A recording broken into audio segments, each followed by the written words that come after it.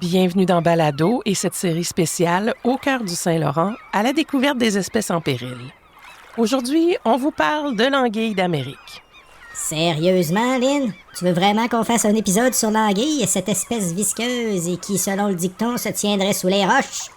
Oui, Tom, un balado sur l'anguille. Parce que même si on la voit rarement, c'est un poisson étonnant, discret et plein de mystères. Un poisson capable de traverser l'Atlantique au grand complet et de disparaître sans laisser de traces. Aujourd'hui, on plonge dans le monde secret de l'anguille d'Amérique, Anguilla rostrata pour son nom latin, et pour la suivre, j'ai tendu le micro à deux spécialistes qui la connaissent mieux que quiconque. Le premier, c'est Martin Castonguay. Pendant plus de 30 ans, il a été chercheur à l'Institut Maurice Lamontagne et il a représenté le Canada dans des groupes internationaux sur l'anguille. Il a vu l'espèce décliner et il a cherché à comprendre pourquoi. Je suis un chercheur retraité de Pêche et Océan Canada. J'ai travaillé à l'Institut Maurice Lamontagne pendant 34 ans avant de prendre ma retraite il y a quelques années. Les anguilles ont fait partie de mes préoccupations de recherche pendant toute ma carrière. Et à ses côtés, un regard plus physiologique, plus expérimental, celui de David Deslauriers, professeur à l'Institut des sciences de la mer de Rimouski. Il explore ce qui se passe dans le corps du poisson. Comment il grandit, comment il réagit au stress, à la pollution, à la migration. Un scientifique qui unit le cœur et le scalpel. Je suis professeur à l'Institut des sciences de la mer à l'Université du Québec à Rimouski. Je suis un professeur ici depuis 2019. Je me spécialise dans l'écophysiologie des poissons. Deux chercheurs, deux regards complémentaires pour suivre un poisson discret, insaisissable et pourtant fascinant. L'anguille d'Amérique.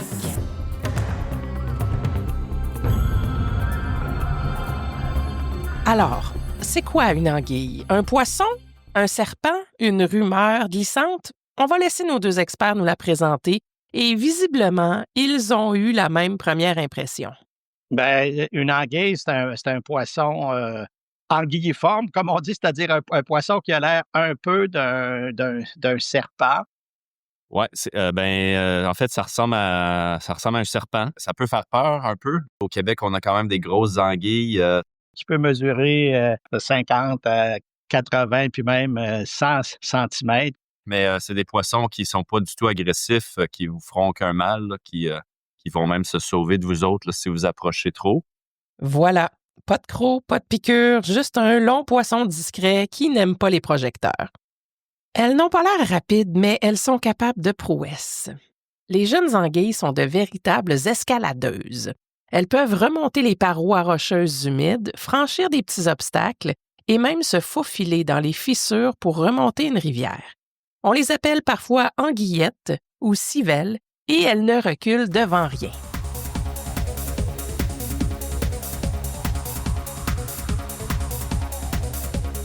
Et si vous pensez que ce poisson n'était qu'un petit visiteur de passage, attendez un peu. C'est des poissons qui peuvent vivre une vingtaine d'années, je dirais. Des fois, c'est plus, des fois, c'est moins. 20 ans à explorer les rivières, se cacher sous les roches, grandir en silence avant le grand départ. Bien avant les suivis satellites ou les permis scientifiques, l'anguille faisait déjà partie de la vie dans les territoires du Québec et de l'Est de l'Amérique du Nord. Selon des documents comme le Plan de gestion de l'anguille d'Amérique, plusieurs Premières Nations, notamment les Micmacs, les Inuits, les Wolastoqey et les Algonquins, ont développé des techniques sophistiquées pour la pêche à l'anguille, en utilisant des harpons, des fascines, des weirs, des systèmes construits à la main et souvent ingénieux. Pourrais-tu m'expliquer, c'est quoi une fascine pis c'est quoi un weir? Est-ce que ça se mange? Genre, je vais prendre une fascine aux endives avec comme dessert un weir bien juteux. Non, Tom, ça se mange pas. Une fascine, c'est un barrage de branches posé en travers d'un ruisseau ou d'une rivière et qui va guider les anguilles vers une nasse ou un piège. Un weir, c'est son cousin anglais, un système de pieux plantés dans l'eau, parfois en forme de V, qui va canaliser les poissons dans une zone où on peut aller les capturer. C'est ingénieux, c'est simple et c'est utilisé depuis des siècles. Ces techniques ont été transmises entre les générations et parfois même aux premiers colons et aux chercheurs. L'anguille est une espèce qui, historiquement, était importante au Québec pour les Premières Nations au début et puis aussi pour les colons au début de la colonie. Et puis jusqu'à tout récemment, jusqu'à il y a environ une trentaine d'années, c'était une pêcherie quand même importante au lac Saint-Pierre, dans le fleuve Saint-Laurent, en aval du lac Saint-Pierre, ainsi qu'au bas Saint-Laurent. Mais là, avec l'effondrement survenu à partir des années 90, c'est moins le cas que c'était. Mais il y a tout de même une pêche commerciale qui se poursuit. L'anguille n'était pas qu'un aliment. Elle servait à faire du cuir, des raquettes, des cordages et était parfois utilisée en médecine traditionnelle pour soulager les douleurs articulaires. Dans certaines communautés, elle symbolisait aussi la persévérance et la vitalité. Plusieurs groupes de recherche au Canada reconnaissent aujourd'hui que la disparition des anguilles met en péril non seulement une espèce, mais aussi une culture. Le COSEPAC, c'est le Comité sur la situation des espèces en péril au Canada, un groupe d'experts indépendants, évalue régulièrement les risques d'extinction des espèces. Et le plan d'action sur l'anguille d'Amérique du ministère québécois des Forêts, de la Faune et des Parcs mentionne explicitement que le savoir autochtone doit être intégré aux stratégies de rétablissement. Parce qu'au-delà des données et des graphiques, il y a un savoir vivant, ancré sur le territoire, un savoir transmis sans GPS, mais avec précision. Et la mémoire de cette pêche n'est pas si lointaine. Dans notre projet qui était en 2020, je pense que ça a duré 2020 à 2022, on avait un aspect plus sciences sociales, puis on voulait faire des entrevues sur des anecdotes que les gens avaient en relation avec les anguilles, là, puis pratiquement tous les gens, tu sais, je dirais de l'âge de 50 ans et plus, là, avaient une anecdote en lien avec l'anguille, là, que ce soit leurs voisins les pêchaient, tu sais, puis qu'ils allaient sortir ça, ou eux, ils en ont pêché eux-mêmes à la pêche récréative. Tout le monde, on dirait, a quand même un lien avec l'anguille. Puis on dirait que ce lien-là, ben, il a comme disparu avec le temps, étant donné que le déclin de l'anguille a mené au fait que sa présence soit moins ancrée là, dans notre quotidien, là. Aujourd'hui encore, certaines communautés autochtones du Québec, comme les Micmacs de Gaspé-Pigague ou les Wolastoqey du Nouveau-Brunswick, mènent des efforts pour restaurer les populations d'anguilles et demandent que leurs connaissances soient intégrées aux politiques de gestion. Ces savoirs ne sont ni folkloriques ni symboliques. Ils reposent sur des siècles d'observations fines des rivières et des marées. Et les entendre, c'est enrichir la science, parce que deux regards valent toujours mieux qu'un.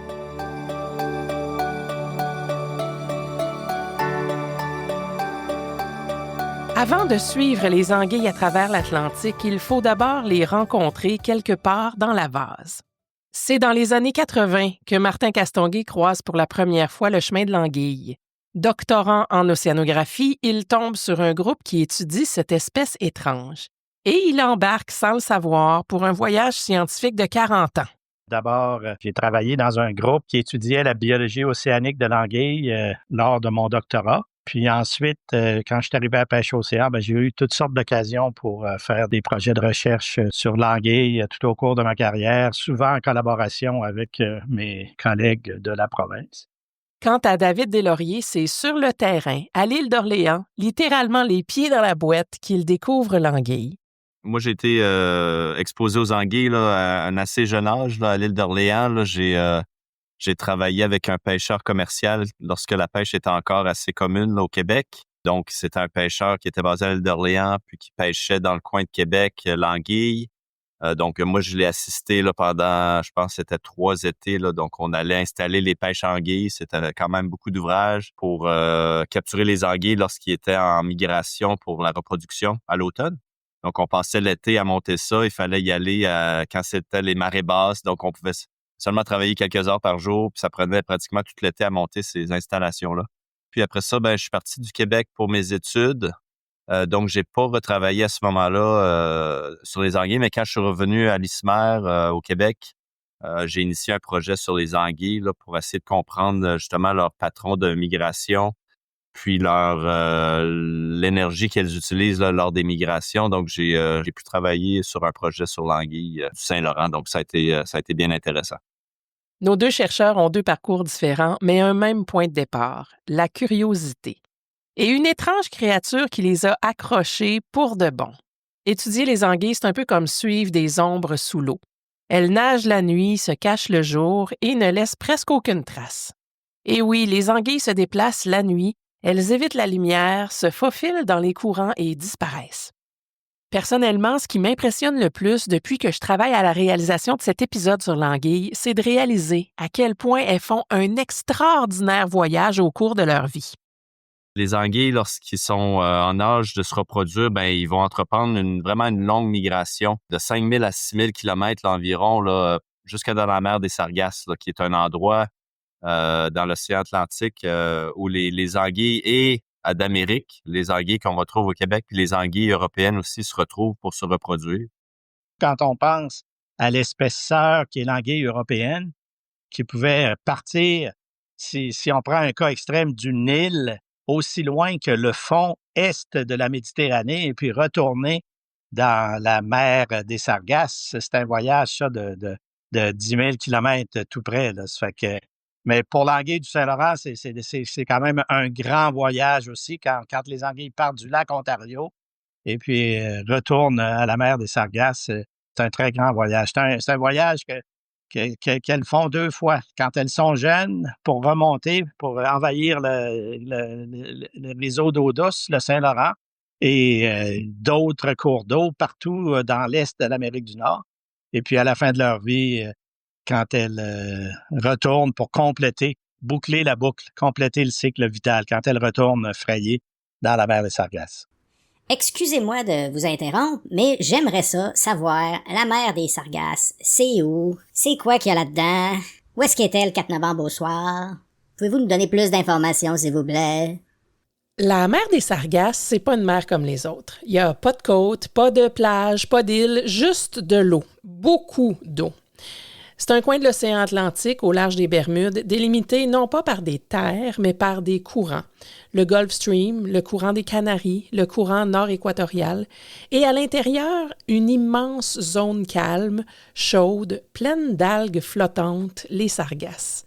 C'est comme des tapis qui dérivent à la surface, un peu comme une jungle marine suspendue. Et c'est là, dans ce décor un peu particulier, que toutes les anguilles d'Amérique viennent pondre. Une seule fois, puis elles disparaissent.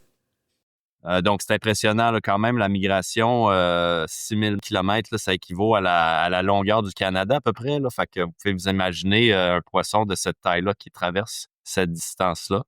Puis c'est ça, l'anguille, elle peut vivre en eau douce puis en eau salée. Donc, elle se reproduit en eau de mer, mais elle va vivre la majorité de sa vie en eau douce ou en eau saumâtre.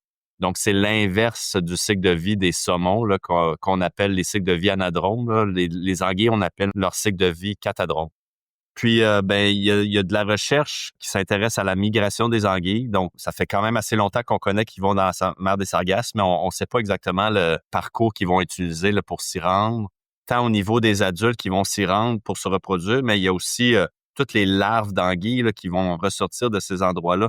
Comment est-ce qu'ils se ramènent au Québec? Donc, tout cet aspect-là de migration qui est encore mal compris. Puis, comme je te le disais, dans la mer des Sargasses, on sait pas trop qu'est-ce qui se passe là. Donc, c'est quand même une mer, c'est quand même de l'eau très profonde. Donc, où est-ce que les anguilles se retrouvent? Comment est-ce que la reproduction s'opère? Ça, c'est encore des questions qui restent à déterminer. Pour comprendre leur parcours, les scientifiques doivent faire preuve de ruse et surtout persévérer.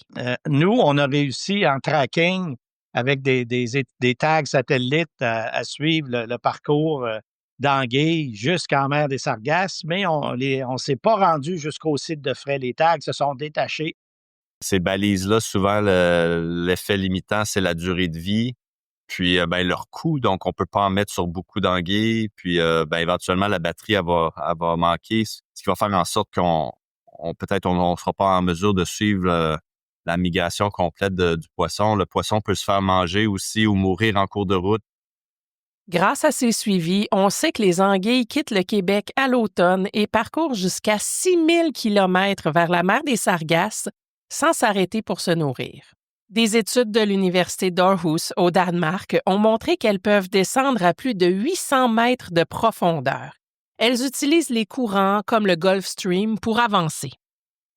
elle ferait au sud de la mer des Sargasses, au sud des grands fronts de température. La mer des Sargasses, c'est immensément grand, puis c'est un secteur dans le sud-ouest de la mer des Sargasses, puis on n'a jamais réussi à les suivre jusque-là, mais d'après la distribution des larves fraîchement écloses, on sait que c'est là que ça se passe. C'est grâce aux leptocéphales, les larves d'anguilles transparentes de moins de 10 mm, retrouvées dans cette zone précise, qu'on identifie le lieu de frai. Jamais une anguille adulte n'a été observée en train de se reproduire. Pas une. Oui, mais c'est à cause de... T'es déjà allé en mer, en haute mer, Lynn, c'est pas facile de travailler dans ces régions-là. C'est vraiment pas facile. Puis t'es là, d'habitude, pour être à peu près 2 semaines d'échantillonnage. 3 si t'es chanceux, mais même pas. D'habitude, il faut que tu te rendes. T'as à peu près 2 semaines d'échantillonnage max. Puis on a déjà fait des tentatives pour capturer des adultes. J'ai participé à des missions allemandes sur un chalutier de recherche. Parce que c'est ça aussi, ça prend un chalutier de recherche. Là, puis ce qu'on n'a pas d'habitude quand on va là, c'est juste avec un bateau qui fait du plancton. Il y a 2 fois que je suis allé dans la mer de Sargasses, puis on avait un chalut à bord, puis on a essayé de capturer des adultes, puis ça n'a pas fonctionné. C'est pas facile à trouver. Mais les chercheurs ne s'arrêtent pas à la haute mer. L'impact des changements globaux les préoccupe aussi. Principalement, j'essaie de comprendre là, l'effet de l'environnement sur le fonctionnement interne des poissons. Donc, comment est-ce qu'ils grandissent, comment est-ce qu'ils se reproduisent, puis qu'est-ce qui va les affecter, là, puis les rendre stressés dans leur environnement. Donc, des questions par rapport au changement climatique, par exemple, des augmentations de température, tout ce qui est aussi en lien avec l'acidification ou l'hypoxie, donc la réduction de l'oxygène dans l'environnement. C'est des questions que je m'intéresse. Réchauffement, pollution, hypoxie, acidification, tout ça modifie la capacité des anguilles à s'orienter, à grandir, à survivre. Même les courants marins se déplacent à cause du climat, et ça pourrait perturber la navigation naturelle de nos anguilles. Sur le site de frai de l'espèce dans la mer des Sargasses, il y a des fronts de température qui jouent un rôle important pour déclencher la fraie. Les individus se rejoignent en quelque sorte dans ces régions de fronts de température. Et puis, il y a des années où les fronts de température sont diffus, où l'océanographie de la mer des Sargasses peut être perturbée, se retrouver dans des conditions normales. Et puis ça, il est possible que ça soit relié au changement climatique. Mais parfois, ce sont les petites anguilles qui nous en apprennent le plus.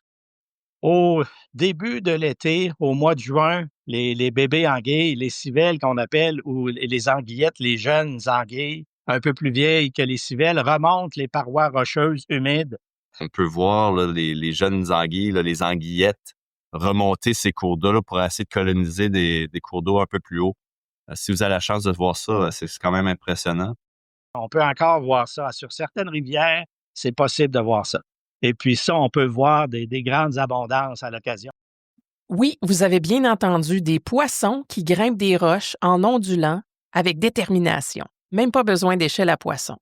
Et pour les scientifiques, c'est une preuve que certaines anguilles peuvent encore atteindre des zones isolées si les conditions le permettent. Étudier les anguilles, c'est accepter de ne jamais tout comprendre, mais aussi une formidable aventure entre la boue des rivières et les profondeurs océaniques. Une énigme vivante qui continue de nager même dans nos esprits.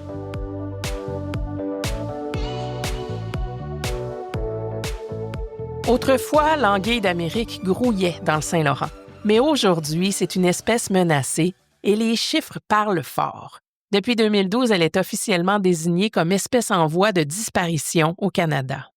Elle est à abondance réduite d'environ à 10 ou même, peut-être même moins que ça, 5 de ce que c'était historiquement. Mais pourquoi cette disparition? C'est un effet domino, plusieurs menaces se combinent. On ne peut pas mettre vraiment le doigt sur une cause principale, mais je te dirais que les causes qui peuvent expliquer le plus le déclin, c'est la perte d'habitat, la construction de barrages d'eau électrique qu'on a beaucoup au Québec, qui empêche les anguilles, surtout quand ils vont atteindre l'âge pour la reproduction sexuelle, ils vont dévaler les cours d'eau. puis ils vont se ramasser dans les turbines, puis ils vont dépérir à ce moment-là. Puis il y a quand même plusieurs études qui ont montré que le taux de survie à travers les turbines était très faible.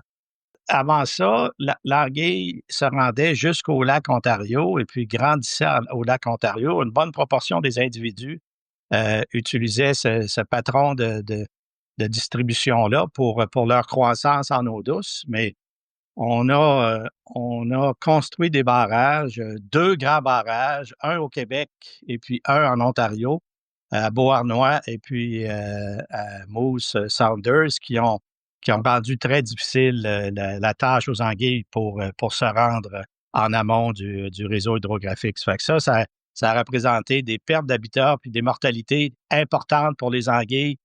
On a fait des échelles à poissons pour que les anguilles puissent monter puis continuer d'aller vers le lac Ontario. Mais le problème, c'est qu'en descendant, on n'avait pas de façon d'empêcher les mortalités importantes. Ça fait que lorsque les anguilles, à la fin de leur vie, retournaient pour aller frayer dans la mer de Sargasse, environ le quart ou le tiers des individus se faisaient hacher en passant dans les turbines au barrage. Fait que ça a contribué au déclin de l'espèce dans le Saint-Laurent.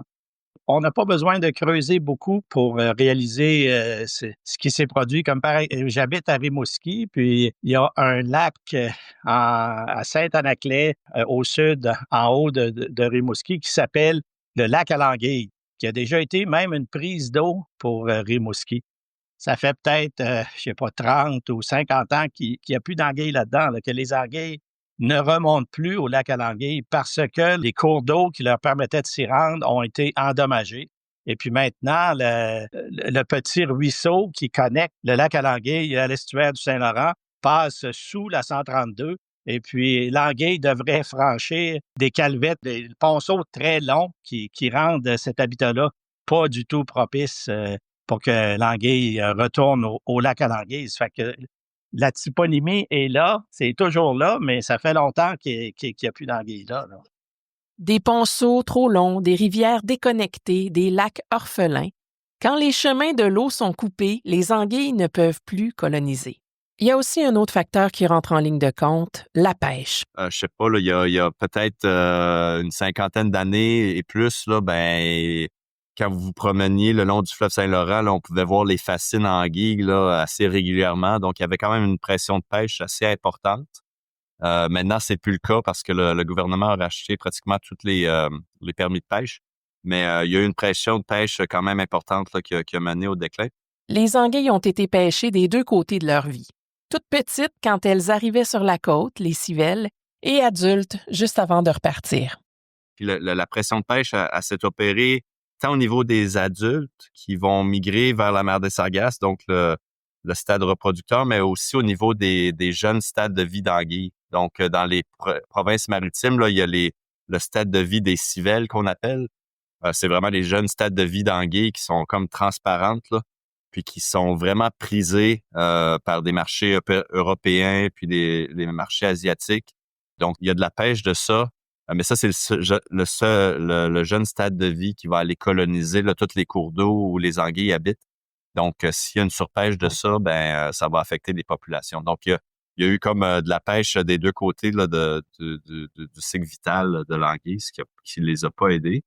Mais tu sais, il y a des enjeux politiques là-dedans aussi. Là. Comme par exemple, Hydro-Québec réalise qu'ils ont une responsabilité historique là, parce qu'ils possédaient un des 2 grands barrages qui a contribué au déclin de l'espèce à Beauharnois. Puis d'ailleurs, il y a eu un gros programme de rachat de permis à 2 occasions pour diminuer la pression de pêche. Là, puis c'est Hydro-Québec qui a fourni l'argent pour ces rachats de permis-là. Malgré ça, les pêches ciblées ou accidentelles existent encore et affectent la survie d'une espèce déjà vulnérable.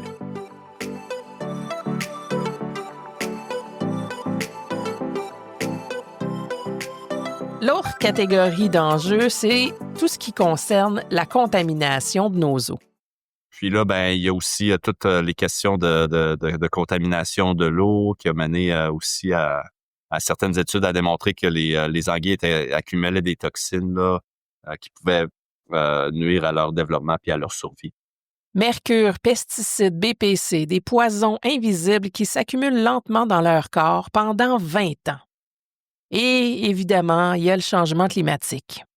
Il y a plusieurs facteurs. Là, avec le réchauffement de l'eau, c'est encore très mal compris, là, mais les jeunes stades de vie d'anguilles puis les adultes, ils vont utiliser les courants des océans là, pour se rendre à la mer des Sargasses. Là. C'est sûr que eux, ils tirent avantage de ces courants-là. Puis avec le réchauffement des eaux, les courants, ils sont en train de tranquillement de changer de trajectoire, ce qui pourrait quand même affecter la migration des anguilles, soit que ça va la rallonger, puis peut-être que énergétiquement, ils sont pas adaptés à ça. Là. Donc, c'est tous des questionnements qu'on aurait pour cette espèce-là.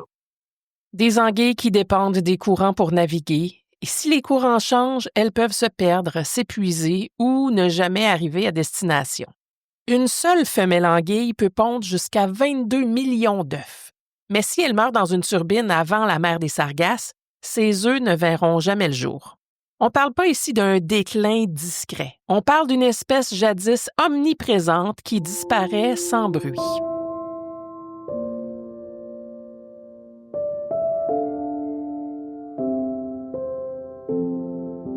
L'anguille est discrète, mais elle n'est pas perdue. Il existe des moyens concrets pour l'aider. Et la bonne nouvelle, c'est que chacun peut faire quelque chose, même sans bottes de pêche, même sans diplôme de biologie.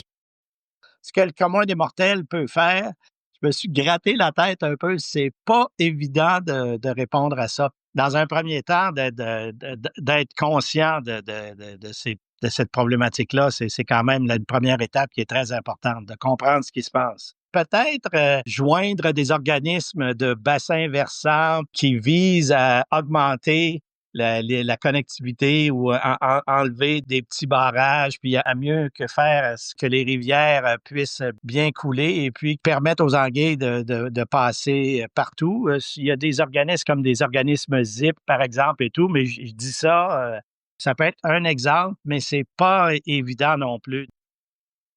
Il existe des groupes qui travaillent à reconnecter les habitats aquatiques. Ils enlèvent des ponceaux trop longs, ils créent des barrages, ils créent des passes à poissons et libèrent des ruisseaux oubliés. Certains de ces organismes portent le nom de comités ZIP ou sont liés à des comités de bassins versants. Si vous voulez en savoir plus, les liens seront dans le descriptif de l'épisode, évidemment. En 2023, un seul projet de restauration dans le Bas-Saint-Laurent a permis de reconnecter plus de 60 kilomètres de rivières accessibles aux anguilles. C'est un pas dans la bonne direction.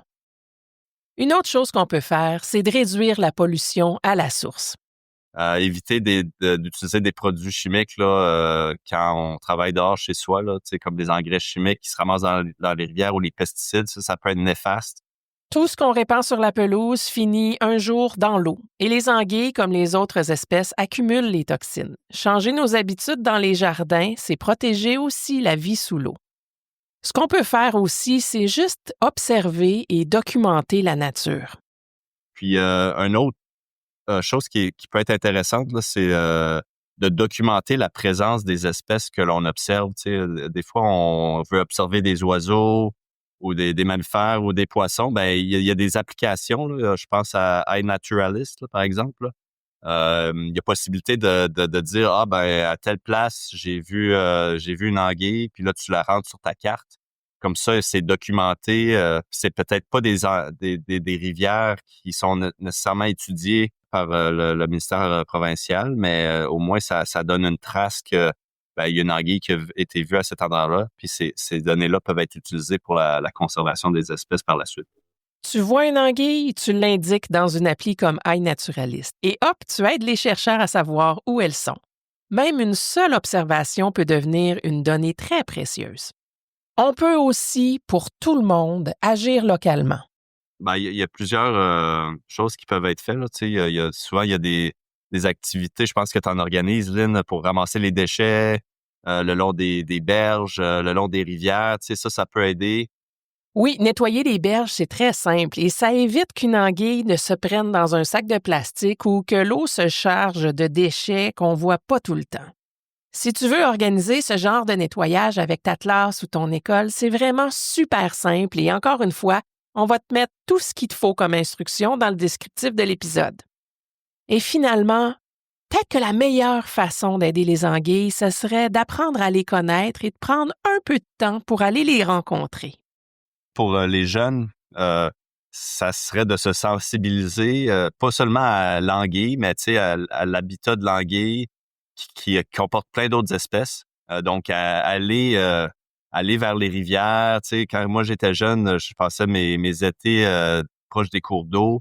J'en ai appris quand même beaucoup, puis ça m'a sensibilisé à la beauté puis la fragilité quand même de ces écosystèmes-là. Donc, juste de passer du temps, les anguilles, on peut quand même les observer, surtout quand le soleil va se coucher. Là, durant le jour, on les verra pas, là, mais dès que le soleil se couche, ils vont sortir de leur cachette, puis ils vont se nourrir. Donc, les grosses anguilles, mais les juvéniles aussi. Donc, c'est possible des fois, là, quand le cours d'eau est assez calme, de voir des anguilles se promener dans l'eau. Faut pas en avoir peur. C'est quand même juste intéressant à les voir. Comprendre le cycle de l'anguille, c'est déjà agir. Partager ses mystères, c'est éveiller les curiosités. Et c'est comme ça qu'on change les choses. Alors, qu'est-ce qu'on peut faire pour l'anguille? Observer, protéger les rivières, éviter les polluants, participer à des actions locales et surtout garder vivante sa mémoire. Et on va se le dire, Martin Castonguay nous le confirme, il reste de l'espoir pour cette espèce-là, donc on peut encore faire une différence. Mais elle se maintient. Ça fait peut-être 20 ou 30 ans qu'elle est à abondance réduite comme ça. Il n'y a pas de déclin additionnel. L'espèce va survivre, mais à des niveaux d'abondance réduite, comme c'est le cas de beaucoup d'espèces. Ce qui disparaît, c'est les grandes abondances, malheureusement. L'anguille d'Amérique n'est ni un monstre ni une légende. C'est une grande migratrice, un témoin silencieux de la santé de nos rivières. Et un rappel que même les espèces les plus discrètes méritent qu'on se batte pour elles. Un immense merci à nos deux invités, Martin Castonguay et David Deslauriers, pour leur rigueur, leur passion et leur précieuse générosité. Merci aussi à Tommy Goupil à la réalisation et au montage. Tom, t'es peut-être pas encore prêt à suivre une anguille dans la vase ou jusque dans les sargasses, mais t'as suivi ce balado jusqu'au bout et c'est déjà pas mal. Ce balado est une production de Balado, propulsée par Jeunesse maritime du Saint-Laurent et rendu possible grâce au soutien du Programme d'intendance de l'habitat pour les espèces aquatiques en péril de Pêche et Océan Canada. Pour en savoir plus sur l'anguille, pour trouver des ressources pédagogiques ou signaler une observation, rendez-vous dans la description de l'épisode. Plus on connaît la mer, plus on apprend à la protéger. À bientôt pour une nouvelle plongée dans le Saint-Laurent, où chaque espèce a son histoire et promis, on va en découvrir d'autres.